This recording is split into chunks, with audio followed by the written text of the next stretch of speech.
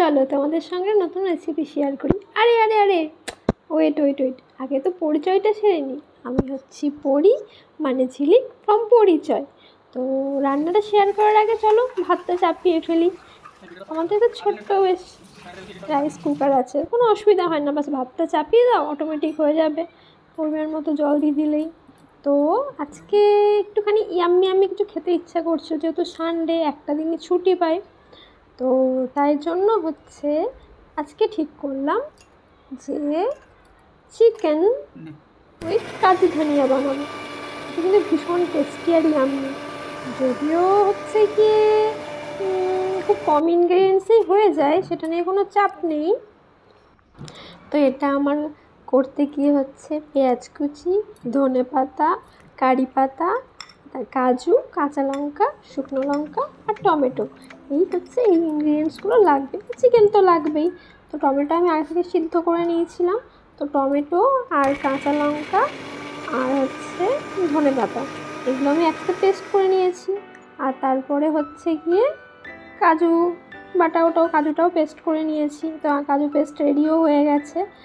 তো সেরকম কিছু আর লাগে না, বাট খেতে কিন্তু খুব সুস্বাদু হয়। তো এরপরে হচ্ছে আমি লঙ্কা আর পেঁয়াজটা পেস্ট করে নেব। ওটা হয়ে গেলেই ব্যাস সব কিছু তো আমাদের রেডি, আর তেমন কিছুই লাগবে না। আর একটু পেঁয়াজ কুচিয়ে রাখা আছে, শুধু হচ্ছে গিয়ে ওটা একটুখানি ভেজে নেবো আর কি। পেঁয়াজ একটুখানি রান্নায় ভাজলে না টেস্ট একটু অন্যরকম হয়।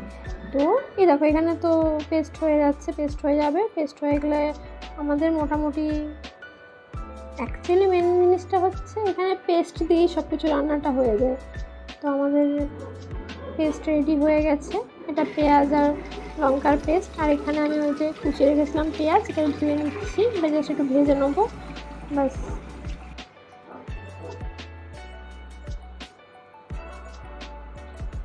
আর হ্যাঁ, চিকেনটা আমি আগে থেকে ম্যারিনেট করে রেখেছিলাম। শুকনো লঙ্কার গুঁড়ো, তেল, নুন, হলুদ, জিরে গুঁড়ো, ধনে গুঁড়ো, ব্যাস। আর দই দিয়েছিলাম কিন্তু, হ্যাঁ দই কিন্তু দিতে ভুলবে না, দই না দিলে কিন্তু এই টেস্ট চিকেনের সেই টেস্ট আসবে না। তো এবার আমার কড়াইটা গরম হয়ে আছে। তো আমি এবার সর্ষের তেল দিয়ে দিচ্ছি। আমি মেনলি সর্ষের তেল দিয়ে চিকেনটা রান্না করা বেশি প্রেফার করি, আমার বেশি ভালো লাগে। মনে হয় যে টেস্টটা একটু বেশ বেরিয়ে আসছে, মানে বেশ ভালো লাগে। তো আমি গোটা জিরে দিয়ে দিয়েছি। গোটা জিরে দেওয়ার পর এই গোটা গরম মশলা আর তেজপাতা দিয়ে দিলাম। তো এটা হয়ে গেলেই তারপরে আমি কারি পাতা দিয়ে দেবো। কারি পাতা দিলে কিন্তু একটা আলাদাই ফ্লেভার আসে কিন্তু। তো আমি কারি পাতা দিয়ে দিলাম। ঠিক আছে, সকালবেলায় কর্তামশাই নিচ থেকে সব নিয়ে এসছে আর কি, বলে দিচ্ছিলাম এই লাগবে নিয়ে আসো। তো সকালবেলায় উঠেই গেছে বাজারে।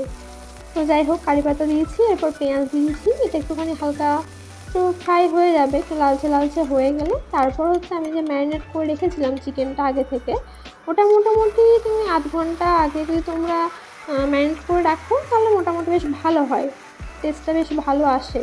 তো আমি আধ ঘন্টা আগে ম্যারিনেট করে রেখেছিলাম। তো এরপর দিয়ে দিলাম।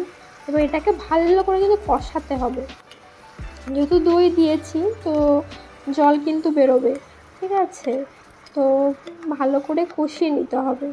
তো কষানো হয়ে গেলে আমি সামান্য আর একটু ওপর থেকে না একটু জিরে গুঁড়ো দিয়ে দিচ্ছিলাম। বাকি সব মশলা কষানোর ম্যারিনেট করার সময় দেওয়া হয়েই গেছে। দেখছো কতটা জল বেরোচ্ছে, এটাই হয় দই দিলে কিন্তু জল বেরোয়। তো আমার কষানো হয়ে গেলে আমি পেঁয়াজ আর লঙ্কার যে পেস্টটা বানিয়েছিলাম না, সেই লাল কেন হয়েছে বলো তো, আমি না একটুখানি ওই লাল কাঁচা লঙ্কা দিয়েছিলাম, তো সেই জন্য লাল হয়ে গেছে। তো যাই হোক, এই পেঁয়াজ আর লঙ্কার যে পেস্টটা সেটা আমি দিয়ে দিয়েছি। এবার এটা দিয়ে একটু ভালো করে কষাতে হবে খানিকক্ষণ। কষানো মোটামুটি একটা বেশ ঠিক ব্যাপারটা চলে এলে, মানে মোটামুটি একটা কষানো হয়ে গেলে হালকা স্মেল আসবে, তোমরা বুঝতে পারবে। তো কষানো হয়ে গেলে তারপরে তুমি যে এই যে নুনটা দিয়ে দিলাম আর কি, যেহেতু ম্যারিনেট করার সময় তো নুন দিয়ে রেখেছিলাম পরিমাণ মতো, তাও একটুখানি দিয়ে দিলাম। এই দেখো এদিকে আবার ভাতটাও প্রায় দেখছো হয়ে আসছে, দেখতেই লাগে না, আরামসে হয়ে যায়।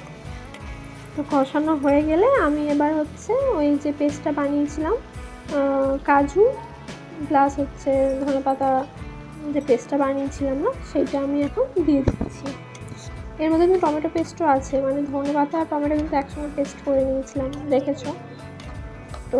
ভালো করে কিন্তু মিক্স করতে হবে, ঠিক আছে। আর কিন্তু অনেকক্ষণ কষাতে হবে এই রান্নাতে, কিন্তু মেনলি অ্যাকচুয়ালি চিকেন রান্না কিন্তু কষানোতেই, তাই না, টেস্ট কিন্তু কষানোতেই আসে। দেখছো আমি কতক্ষণ ধরে কষিয়ে যাচ্ছি। তো এটা ভালো করে কষিয়ে নিতে হবে। কষিয়ে নিয়ে ওই মশলা ধোয়া যে জলটা সেটা আমি একটু দিয়ে দিলাম। তারপর আবার নাড়ছি তো নাড়ছি। এ বাবা, নাড়তে নাড়তে হাতেই ব্যথা হয়ে যাচ্ছে, কত যে নাড়ি আমিও বাবা। দেখছো কতটা কষিয়েছি, পুরো কিন্তু একদম আটো আটো হয়ে গেছে ব্যাপারটা। রঙটা কিন্তু বেশ আসছে, দেখেছো তেল এবার কিন্তু তেল ছেড়ে দিয়েছে। তেলটা ছেড়ে দেওয়া মানে আমার কষানো কিন্তু পারফেক্ট হয়েছে, দারুণ একদম। যারা পরোটা দিয়ে বা রুটি দিয়ে খেতে চাও না, তারা এই কষানো রাখলেই হবে, কিন্তু আমরা একটু ভাত দিয়ে খাবো, তাই জন্য একটুখানি হালকা গ্রেভি তো রাখতেই হবে, তাই না। মানে কষানো ব্যাপারটা থাকলে কী বলো তো, কালারটা একটা অন্যরকম থাকে, কিন্তু সেখানে একটু জল দাও তো রঙটা একটু চেঞ্জ হবেই। তো আমি একটু জল দিয়ে দিলাম আর কি রেডি হওয়ার জন্য। দেখেছো কি সুন্দর লাগছে দেখতে। দেখার থেকেও বড় কথা হচ্ছে খেতে কিন্তু খুব ইয়াম্মি হয়। তোমরা কিন্তু বানিয়ে দেখতে পারো একবার, আমি যেরকমভাবে বললাম না ওরকম করে যদি বানিয়ে একবার দেখো, তারপর না আমাকে বলো, কমেন্টে জানিও যে কীরকম হয়েছিল অ্যাকচুয়ালি। আমার কিন্তু খুব ভালো লেগেছে, ভীষণ ভালো লেগেছে। একটু ঢাকা দিয়ে রেখে দিয়েছিলাম, এই দেখো দেখেছো কি সুন্দর লাগছে দেখতে, খুব সুন্দর লাগছে। আমার কিন্তু রেডি হয়ে গেছে। এরপর আমি একটুখানি ধনেপাতা আর একটু কাজু দিয়ে সাজিয়ে নিয়েছিলাম। আর এই যে ভাত তো হয়ে গেছে, পরে একটু আলু পোস্ত করে নিয়েছিলাম, এটা কিন্তু আম দেওয়াও আছে। আর চাটনিটা কালকে রাতে করা ছিল, আর একটু তরমুজ কেটে নিয়েছি। তো তো চলো টাটা, আজকের মতো এখানেই টাটা। তো নতুন কোনো ব্লগে আবার দেখা হবে। আর তোমরা কিন্তু ভুলো না আমাকে কমেন্টে জানাতে কেমন হয়েছিল।